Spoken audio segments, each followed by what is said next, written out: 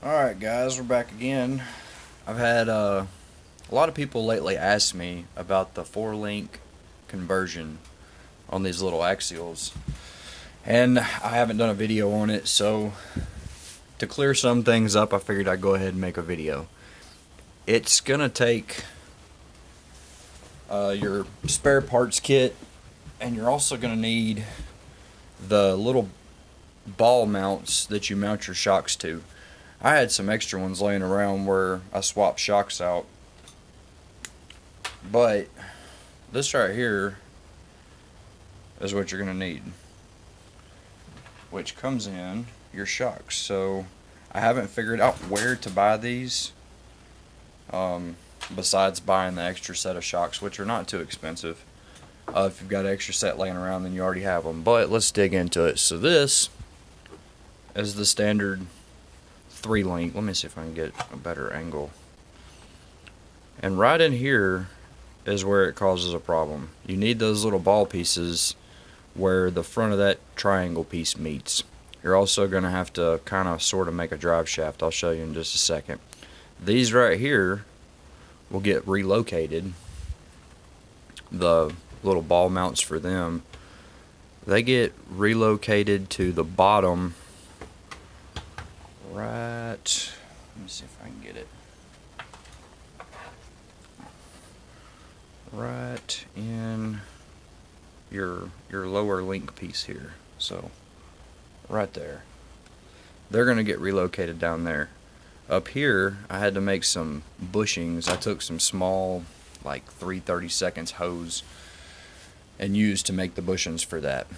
So somebody else may come up with a better idea. You have to get a little inventive working with this, but when you buy them, you get this extra parts kit.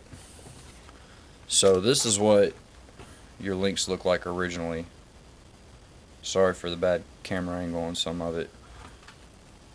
So the links that are currently right here now become the bottom links right here that you're replacing that triangle 3-link piece with.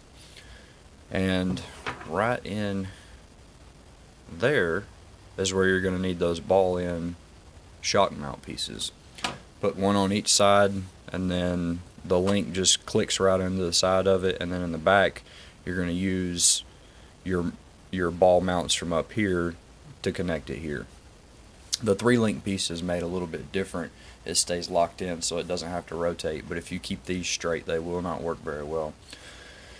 So it takes a little ingenuity, but in that parts kit you get some medium-sized links.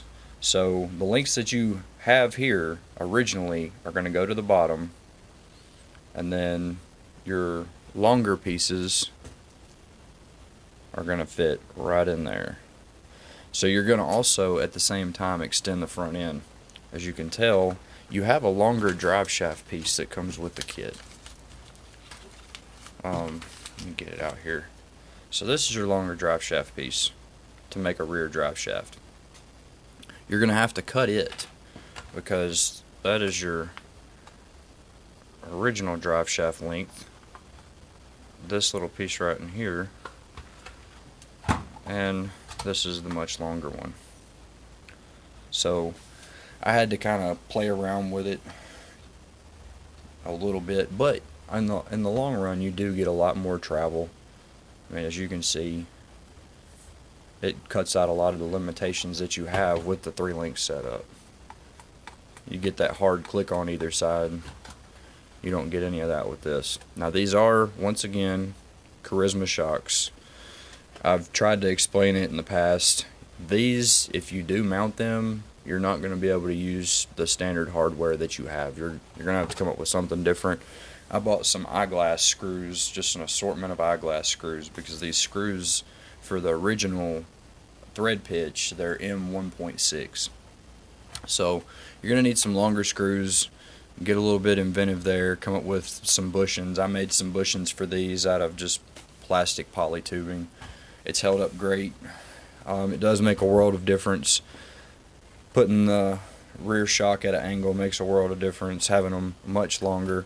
And I was surprised, I did have to relocate this one, but it kind of evened out over time. But you get a ton more shock travel, suspension travel in general for that matter, compared to lifting this one up. And I'm already starting to pull the rear wheel at a couple inches, which with stock shocks, that's pretty impressive still. But just want to make a quick video since I've been asked a lot of questions lately with it. If anybody has any more questions, just message me in the comments. I will try to answer them as fast as possible. But hopefully that'll get y'all started in the right direction on doing the 4-link conversion. It's not hard, but it does take a little bit of thinking it out and getting some random weird parts. Like I said, that piece of 3/32 poly tubing was my bushings for that, and it works great. But like I said, if anybody has any more questions, just give me a shout. Have a good one.